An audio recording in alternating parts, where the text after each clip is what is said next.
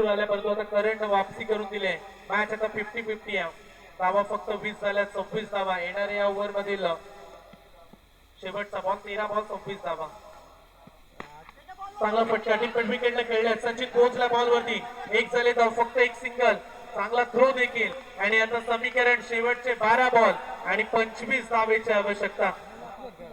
12 ball मध्ये फक्त 21 झाल्यात. पहिल्या ओव्हर मध्ये आकाशने धावा दिल्या 16 आणि या ओव्हर मध्ये अवघ्या 5 धावा. गुड बॉलिंग परफॉर्मन्स करण मडवी. शेवटचे 12 बॉल आणि 25 धावा. 12 बॉल 25 ची आवश्यकता.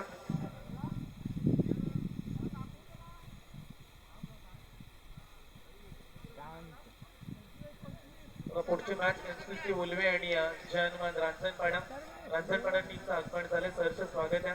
काही क्षणामध्ये एनसीसी उल्वे संघ देखील इथे उपस्थित होईल आणि तुमच्या विरोधात त्यांना तिसरी मॅच या स्पर्धेतील खेळायच्या. दुपारच्या ठीक जवळजवळ 1:30 1:30 वाजले आणि चांगल्या वेळेवरती आपण स्पर्धा इथे पूर्ण करतोय.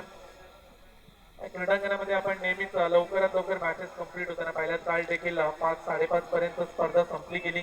आज फायनल डे त्यामुळे वेळेवरती आपण स्पर्धा पूर्ण करणार आहोत. खेळाडूंना विनंती करू दिलेल्या टाइम वरती आपण उपस्थित राहा. जाऊया बॅक टू क्रिकेट. कॉन्सन्ट्रेशन करूया या मॅचला. 12 बॉल 25 ची आवश्यकता.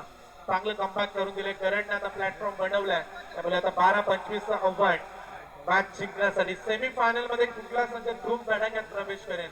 गोलंदाजी ट्रॅक वरती टीमचा कॅप्टन संचित टकले. ओव्हर द विकेट्स तिसरं षटक. ओ वेगवान बॉल. तेज तर्रार. Good bowling performance.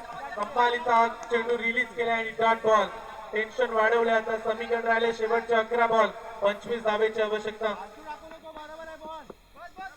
18 मध्ये 31 काढायच्या होत्या आणि त्याच्यानंतर करंट ज्या पद्धतीने कमबॅक केला. 11 बॉल 25 धावा. फटका फसला. झेलची संधी. दयानंद मडवी बॉल खाली पोहोचला. चांगला कॅच. फलंदाज होतील बाद. लाजवाब गोलंदाजी. सुरुवातीला दबाव वाढवला फलंदाजांनी परंतु चेतन जसा इंजर्ड झाला तसं आता अडचणी वाढल्यात. समीकरण 10 बॉल 25 धावा.